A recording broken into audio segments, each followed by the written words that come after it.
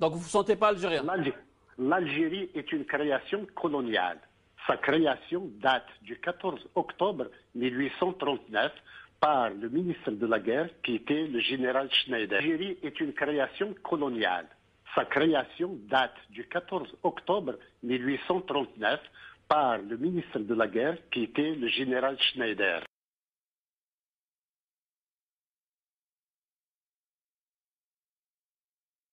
Monsieur le maréchal, jusqu'à ce jour, le territoire que nous occupons dans le nord de l'Afrique a été désigné, dans la communication officielle, soit sous le nom de possession française dans le nord de l'Afrique, soit sous celui d'ancienne régence d'Alger, soit enfin sous celui d'Algérie. Cette dernière dénomination plus courte, plus simple et en même temps plus précise que toutes les autres, m'a semblé devoir dorénavant prévaloir. Elle se trouve d'ailleurs déjà consacrée par une application constante dans les documents distribués aux chambres législatives et dans plusieurs discours du trône. Je vous invite en conséquence à prescrire les mesures nécessaires pour que les diverses autorités, et généralement tous les agents qui, à un titre quelconque se rattachant au service civil ou militaire de notre colonie, aussi dans leur correspondance officielle, et dans leurs actes ou certificats quelconques qu'ils peuvent être amenés à délivrer, à substituer le mot Algérie aux dénominations précédemment en usage. Recevez, monsieur le maréchal, l'assurance de ma très haute considération. Du XIXe siècle, le sultan règne sur les 4 provinces, Alger, Constantine, Oran et Médéa. Mais la puissance du Dey est avant tout celle d'Alger, plaque tournante du commerce d'esclaves et base des pirates. Il n'a jamais existé d'État algérien, il y a eu des tentatives à plusieurs reprises. L'Algérie a été une colonie occupée par plusieurs États successifs. En 1830, un différend financier entre Paris et le Dey d'Alger se transforme en incident diplomatique. Et la France en profite pour intervenir, avec le soutien tacite de ses voisins, qui veulent mettre un terme à la piraterie qui sévissait en Méditerranée. Alger tombe en quelques jours. Cette victoire ouvre la voie de la colonisation. Dans un pays qui n'est pas encore un État, les Français découvrent un peuple, mosaïque de 3 ethnies, pétri par les dominations qui ont façonné son visage et sa culture, les Berbères, les Juifs, les Arabes. C'est la France qui établit les frontières et qui donne par décret du 14 octobre 1839 un nom à ce territoire, Algérie. La Constitution de la Troisième République déclare cette Algérie territoire français. Ils sont même des centaines de milliers à avoir tenté leur chance en Algérie.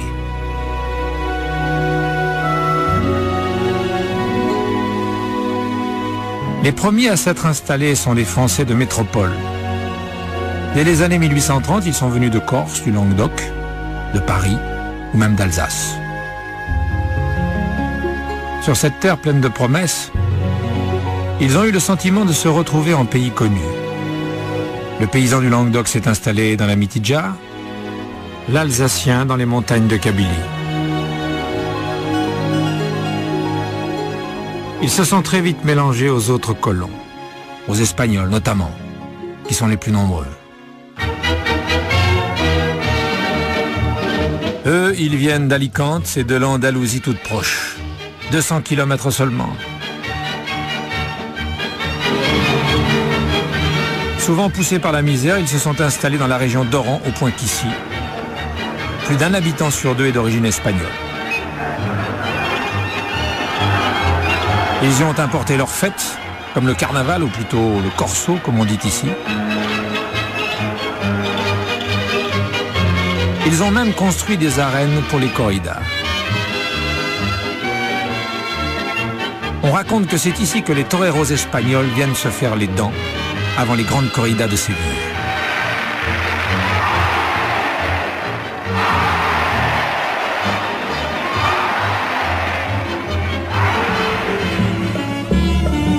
Les Italiens sont presque aussi nombreux que les Espagnols. Ils sont plutôt regroupés à l'est du pays, dans le département de Constantine. Ils y côtoient les Allemands, les Suisses et les Maltais. Ou encore la communauté juive, 120 000 personnes. Leur présence en Algérie remonte à l'Empire romain.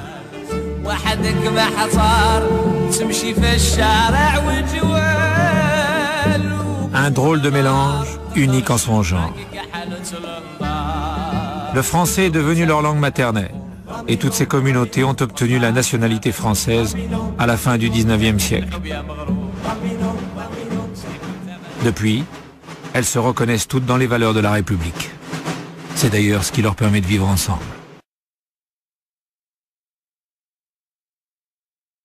Quand la France arrive en Algérie, l'Algérie est un pays qui n'existe pas. Parce que la France va créer l'Algérie, la France va donner le nom d'Algérie, hein, et la France va donner ses frontières à l'Algérie.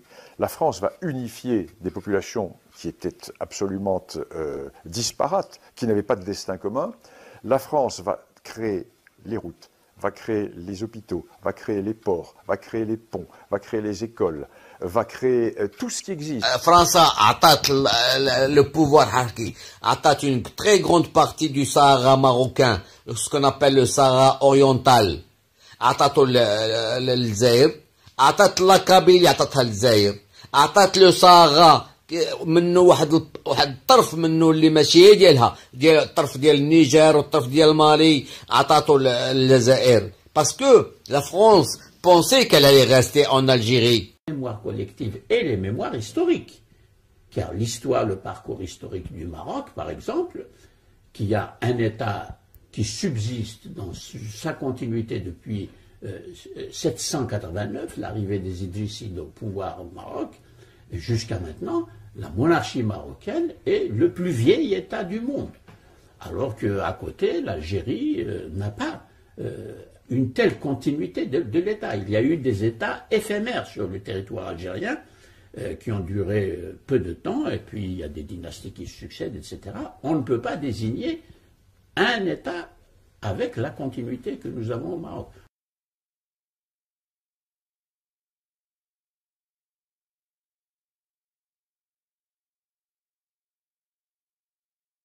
Donc c'est pour dire que l'Algérie, la France ne l'a pas colonisée, elle l'a faite. Elle l'a fondée, elle n'existait pas avant. Cette terre n'était qu'une terre colonisée par tout le monde. Colonisée par les Romains, colonisée par les Arabes, colonisée par les Turcs. Et c'était rien, c'était un désert. La France a fait l'Algérie, elle a même donné son nom.